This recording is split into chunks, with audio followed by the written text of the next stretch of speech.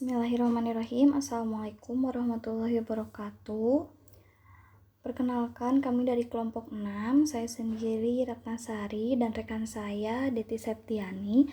Di sini kami akan mempresentasikan tentang rangka kerja dan regulasi audit. Untuk materi pertama mengenai audit akan dijelaskan oleh saya, Ratnasari. Audit merupakan proses pengumpulan dan pengujian bukti secara sistematis dan objektif tentang aktivitas atau asersi ekonomi suatu entitas untuk menentukan tingkat kesesuaian asersi dengan kriteria yang berlaku, untuk kemudian dikomunikasikan hasil pengujian audit kepada pihak-pihak yang berkepentingan.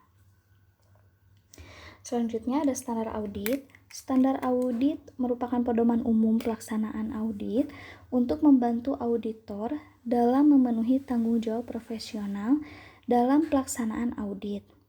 Standar audit mencakup aturan tentang kualitas profesional, pelaporan hasil audit, dan bukti audit. Untuk hierarki standar auditnya itu ada 3. Yang pertama ada dari standar umum, standar pekerjaan lapangan, dan standar pelaporan. Untuk standar umumnya itu ada dari The International Federation of Accountants, lalu ada dari The International Auditing and Assurance Standard Boards, selanjutnya ada dari International Standards on Auditing, lalu dari SA Institute Akuntan Publik Indonesia. Untuk standar pekerjaan lapangannya, yang pertama perencanaan dan supervise audit, lalu pemahaman yang memadai atas pengendalian internal, dan bukti audit kompeten yang cukup. Untuk standar pelaporannya, yang pertama pernyataan tentang kesesuaian laporan keuangan dengan standar akuntansi keuangan. Yang kedua itu ada pernyataan mengenai konsistensi penerapan standar akuntansi keuangan, lalu pengungkapan informatif laporan keuangan, dan pernyataan pendapat atas laporan keuangan secara keseluruhan. Untuk implementasi standar auditnya, itu yang pertama menerapkan dan menggunakan ISA secara penuh, tetapi dimodifikasi agar sesuai dengan kebutuhan. Itu yang kedua. Dan yang ketiga, membuat standar audit sendiri. Selanjutnya di sini ada pengertian akuntan publik. Akuntan publik merupakan seseorang individu yang telah memperoleh izin dari Kementerian Keuangan untuk memberikan jasa asurans dan jasa non-asurans. Untuk jasa akuntan publik tersendiri itu yang pertama dijelaskan di Undang-Undang Nomor 5 Tahun 2011, PMK 25 Tahun 2014.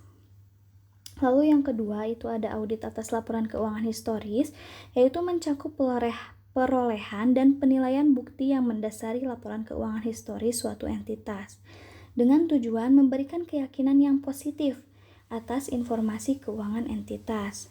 Selanjutnya, review atas laporan keuangan historis, yang mana mencakup permintaan keterangan dan prosedur analitik terhadap informasi keuangan suatu entitas dengan tujuan untuk memberikan keyakinan yang negatif atas asersi yang terkandung dalam informasi keuangan entitas.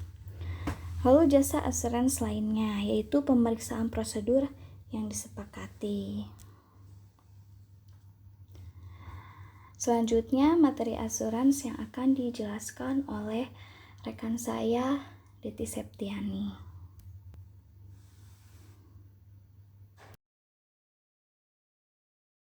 Selanjutnya, saya akan menjelaskan tentang asuransi.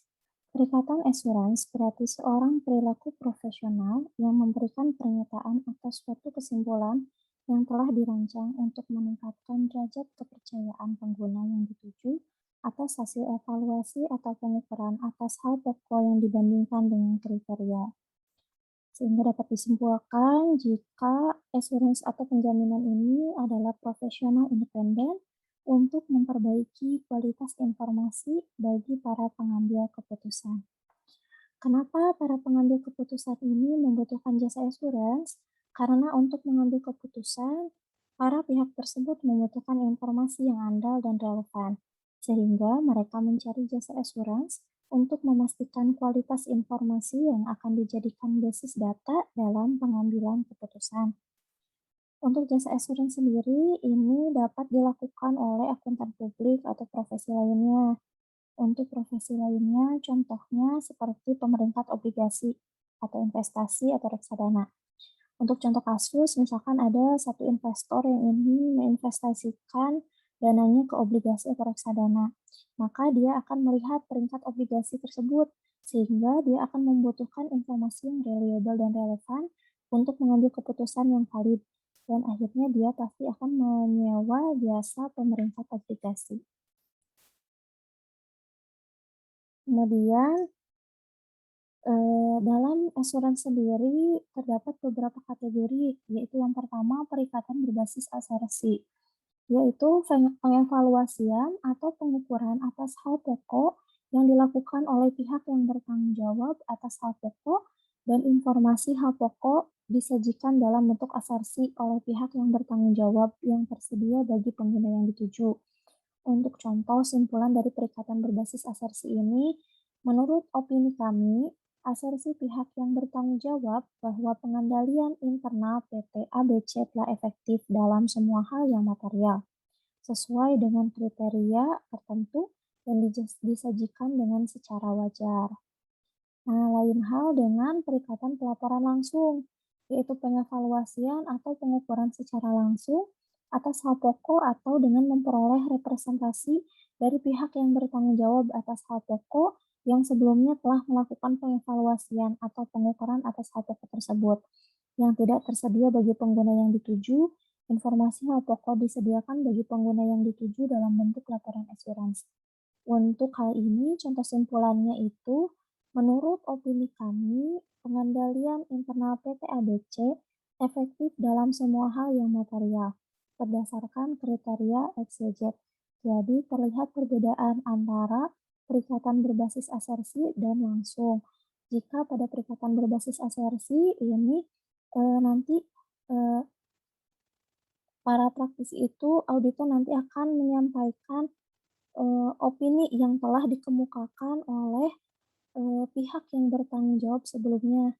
Karena asersi ini merupakan sebuah pernyataan yang telah disampaikan oleh pihak-pihak yang bertanggung jawab.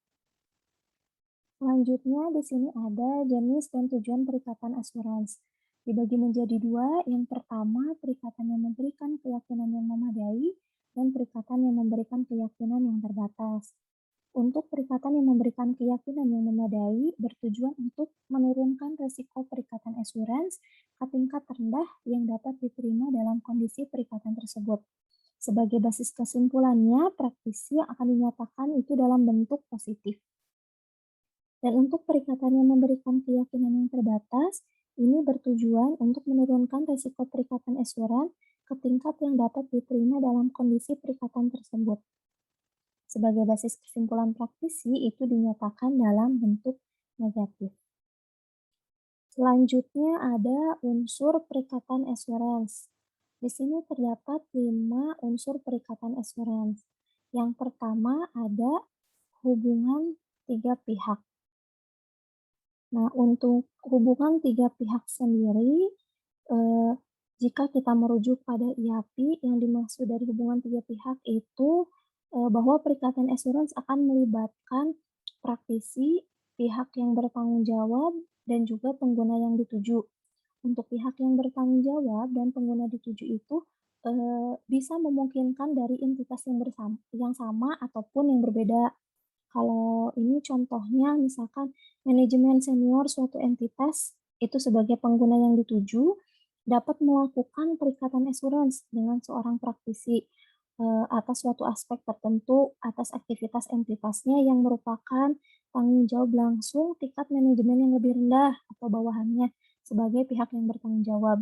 Namun tanggung jawab akhirnya itu tetap berada pada pihak manajemen senior sehingga pihak manajemen senior ini sendiri membutuhkan keyakinan lebih gitu terhadap laporan yang dihasilkan oleh pihak manajemen bawahnya atau manajemen rendahnya. Kemudian ada lagi yang kedua adalah unsur suatu hal pokok yang semestinya. Nah, untuk hal pokok sendiri, dalam perikatan assurance ini dapat memiliki berbagai bentuk. Yang pertama ada kinerja atau kondisi keuangan, lalu ada kinerja atau kondisi yang non-keuangan, ada karakter fisik, sistem dan proses, dan juga perilaku. Untuk contohnya, untuk kinerja kondisi keuangan itu seperti laporan posisi keuangan. Untuk yang non-keuangan, contohnya eh, hal-hal pokok yang merupakan indikator utama efisiensi dan efektivitas suatu kinerja. Lalu ada karakteristik fisik. Ini contohnya misalkan kapasitas suatu fasilitas. Nah, ini informasi hal pokok berupa dokumen tentang spesifikasi fasilitas atau aset. Lalu ada sistem dan proses, yaitu contohnya pengendalian internal atau sistem teknologi informasi entitas. Ini asersinya berupa efektivitas penggunaan sistemnya. Dan yang terakhir ini perilaku. Ini perilaku bisa berupa pernyataan kepatuhan atau suatu pernyataan efektivitas suatu aturan. Kemudian yang ketiga ada kriteria yang sesuai. Kriteria ini adalah pembanding yang digunakan untuk mengevaluasi atau mengukur hal pokok, termasuk jika relevan ini pembanding untuk menyajikan dan pengungkapannya. Kriteria dapat bersifat formal, contohnya dalam penyusunan laporan keuangan, kriteria yang dapat digunakan adalah standar akuntansi keuangan. Lalu untuk kriteria yang tidak terlalu formal, contohnya kode etik yang dikembangkan secara internal atau tingkat kinerja yang disepakati. Contohnya jumlah pertemuan suatu komite dalam 1 tahun itu akan dilakukan berapa kali pertemuan. Lalu unsur yang keempat adalah bukti yang cukup dan tepat. Nah, untuk bukti sendiri, praktisi merencanakan untuk melaksanakan perikatan assurance dengan suatu sikap skeptisme profesional untuk memperoleh bukti yang cukup dan tepat tentang apakah informasi hal pokok bebas dari kesalahan penyajian material. Praktisi akan mempertimbangkan materialitas, resiko perikatan assurance, serta kuantitas dan kualitas bukti yang telah tersedia ketika melakukan perencanaan dan pelaksanaan perikatan, khususnya ketika menentukan sifat, saat, dan luas prosedur dalam pengumpulan bukti. Dan yang terakhir ada laporan yang sesuai. Nah, untuk laporan yang sesuai ini merupakan eh, laporan yang dibuat oleh praktisi, yaitu laporan tertulis yang berisi suatu kesimpulan yang menyampaikan keyakinan yang diperoleh tentang informasi atas hal pokok tersebut. Lalu kemudian praktisi akan mempertimbangkan tanggung jawab pelaporan lainnya, termasuk mengkomunikasikan dengan pihak yang bertanggung jawab atas tata kelola entitas jika itu relevan. Untuk selanjutnya, ini ada beberapa bentuk jasa assurance lainnya, di antaranya mystery shopping. Ini merupakan pembelian secara anonim untuk menilai upaya tenaga penjualan yang berhadapan dengan pelanggan dan prosedur yang mereka ikuti. Lalu ada lagi penilaian resiko pengumpulan, pendistribusian, dan penyimpanan informasi digital. Nah, ini untuk menilai resiko keamanan dan pengendalian yang berkaitan dengan data elektronik, mencakup memadainya penyimpanan pendukung, dan di luar lokasi. Untuk contoh-contoh lainnya dapat dibaca pada PPT.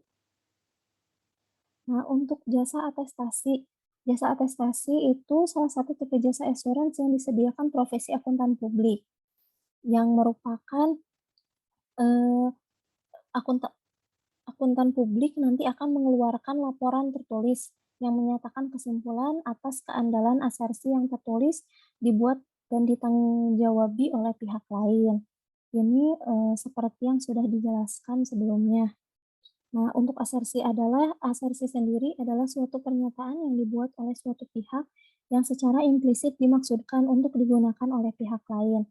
Laporan keuangan historis adalah asersi manajemen, dan manajemen akan menyatakan bahwa laporan keuangan sesuai dengan prinsip akuntansi yang diterima umum. Untuk jenis jasa atestasi sendiri, yang pertama ada audit atas laporan keuangan historis, yaitu bentuk jasa atestasi di mana auditor akan menerbitkan suatu laporan tertulis yang berisi pendapat apakah laporan keuangan dalam semua hal yang material sesuai dengan prinsip akuntansi yang berlaku umum di Indonesia. Yang kedua, ada review atas laporan keuangan historis. Banyak perusahaan publik yang menerbitkan laporan keuangan kepada berbagai pemakai, tapi tidak bersedia membiayai audit atas laporan keuangan tersebut. Nah, dalam kondisi seperti ini, akuntan publik dapat membantu menyediakan jasa review. Dan yang terakhir, jasa atestasi lainnya. Eee, Nanti kantor akuntan publik akan mengembangkan jasa-jasa baru saat ini tuh, misalnya atestasi atas laporan keuangan prospektif, yaitu perakiraan dan proyeksi. Lalu ada data statistik atas hasil-hasil investasi untuk organisasi, seperti yang disebutkan dalam contoh yang tadi untuk reksadana ataupun obligasi, dan juga untuk karakteristik perangkat lunak komputer. Nah, yang terakhir di sini ada mengenai etika audit. Untuk prinsip dasar sendiri, ini yang pertama adalah integritas, yaitu auditor nanti akan dituntut untuk bersikap lugas dan jujur. Ada objektivitas, nanti, auditor itu tidak, harus menghasilkan laporan yang tidak bias atau tidak ada konflik kepentingan. Yang ketiga, ada kompetensi profesional dan kehati-hatian, yaitu auditor dituntut untuk meningkatkan pengetahuan dan keterampilan profesionalnya untuk memberikan layanan profesional dan kompeten kepada klien. Kemudian ada kerahasiaan. Auditor tidak boleh mengungkapkan informasi rahasia apapun kepada pihak ketiga tanpa adanya izin dan otoritas yang jelas. Dan yang terakhir adalah perilaku profesional. Auditor dituntut untuk bertindak konsisten dan menjaga reputasi profesionalnya dengan baik. Saat melaksanakan tugasnya, auditor juga akan dihadapi oleh beberapa ancaman atau threat, yaitu yang pertama, ancaman kepentingan pribadi, yaitu memungkinkan auditor untuk memiliki kepentingan pribadi sendiri. Adanya tinjauan sendiri, yaitu meninjau atau mengambil kesimpulan secara pribadi. Kemudian ada advokasi. Auditor ada kemungkinan untuk melakukan pembelaan atau membenarkan posisi klien. Yang keempat, adanya intimidasi. Bisa jadi auditor tidak bertindak independen karena adanya ancaman dari pihak-pihak tertentu. Dan yang terakhir, adanya keakraban. Nah, auditor dan klien, jika pada posisi ini, itu memungkinkan untuk memiliki hubungan yang, terlalu dekat. Contohnya misalkan, si auditor dan klien ini merupakan kawan lama atau pernah bekerja di perusahaan yang sama sebelumnya. Nah, oleh karena itu, eee, untuk menghindari dari ancaman tersebut, terdapat penanganan atau safeguard yang dapat dilakukan. Yang pertama adalah melakukan pelatihan, lalu ada prosedur kontrol kualitas, ada konsultasi, kemudian ada kode etik, dan yang terakhir adalah adanya pengendalian eksternal. Demikian materi yang dapat disampaikan oleh kelompok kami. Terima kasih atas perhatiannya. Mohon maaf jika terdapat kesalahan ataupun kekurangan. Wabillahi taufiq wal hidayah. Wassalamualaikum warahmatullahi wabarakatuh.